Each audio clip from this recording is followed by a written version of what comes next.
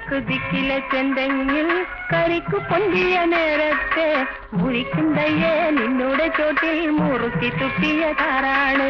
മുറുക്കി തുപ്പിയതാരാണ്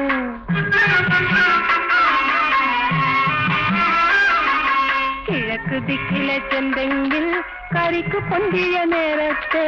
മുറിക്കുന്തയ്യേ നിന്നോട് ചോട്ടിൽ മുറുക്കി തുപ്പിയതാരാണ് മുറുക്കി തുപ്പിയതാരാണ്